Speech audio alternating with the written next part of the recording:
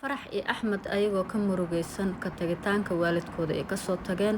ay taladiina ay ku wareerteen axmedna asagana sidaas oo kale wax alla wuxuu sameeyay la ayaa waxay go-aan ku gaareen asaga iyo farax inay wadanka dhan iskaga tagaan siday noloshooda u sii kaamilaan inta uu dhiman.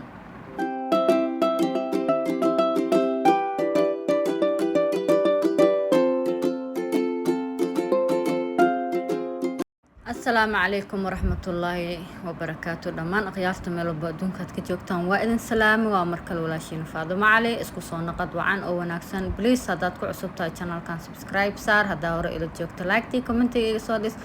وشي كذيني تحناها ايد اقرأ على النخضة ان مشغولك ايا اقبطي اني هلاهان قارت مربين مركا شي كذيني تحناها ايد سيدا وضا اكتهين بوحينو مريسي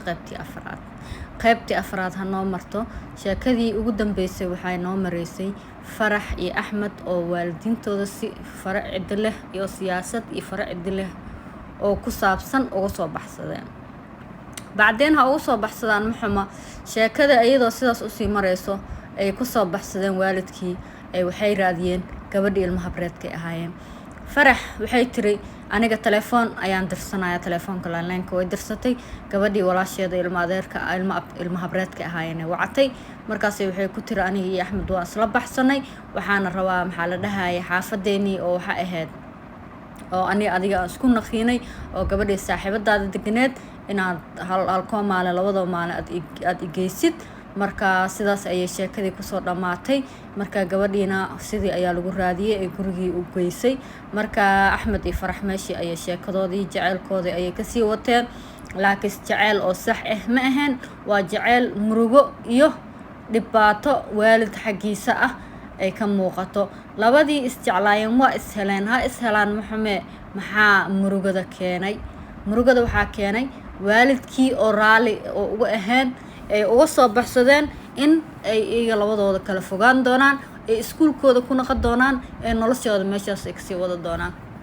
laakiin qayaanadii waalidka qayaanadiisana waa ayadana meeshaad ayayba taallaa wax ka xun ma lahan in waalid la qayaano waayo intaas sano ayaa kusoo korinaya marka sheekada aan igudi ku daalin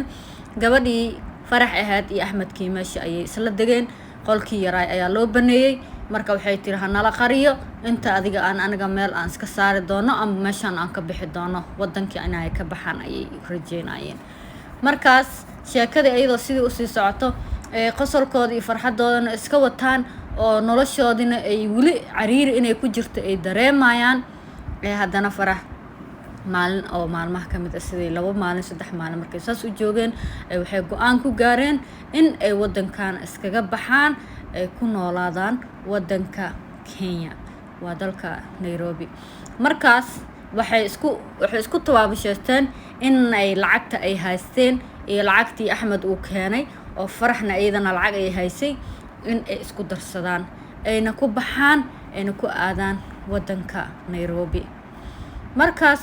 sida ayagoo qaban qaabinayaan oo waxay rabaan inay raacaan gaari hataa ma ahan diyaarad waayo noloshoodan way iska xun tahay wiilkana shaqo yar oo iska basiid ayuu haayay haddana saasay tahay jaceylkooda ayay ku qanacsan yihiin sidaas ayay isku haysteenba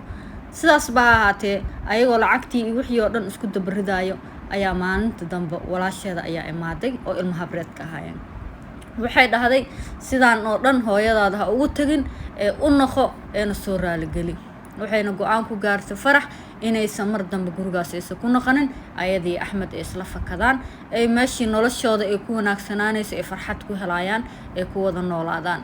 gabadhii way la talisay si kasta ayay yeeshay taladeedu way qaada weysay si walba ayay ula hadashay axmed haddana la hadashay si kasta ayay yeeshay axmed wuxuu yiri farax sheeka aysan rabin aniga kuma dhaqmi karo meeshaas waxaa uga soo baxsanay si ilaahayna la ogyahay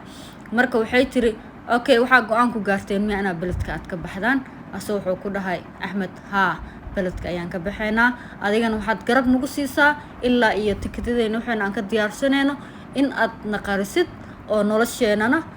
oo aad la socotid meel walba aan joogno wax walba aan ku noolnahay si walba oo nahay inaan nala socotid gabadhii ilaahay ku darnaaday waxay ku tiri waayahay inta aan idin qarin karo waa idin qarinaya laakiin tii rabbi hadday imaado idama qarin karo waayo nolosha aniga tan aan qarinayo midda ilaahay ayaa ka weyn haddii midii rabbina igu dhacdana waxba ha ii eedina haddii oo meeshaan aad ka baxsataana waa kaas maadaama warkayga aad diideen sidii ayay Farax iyo Axmed go-aankii ayay ku gaareen inay meeshaan kala baxsadaan ay tagaan caasimadda Nairobi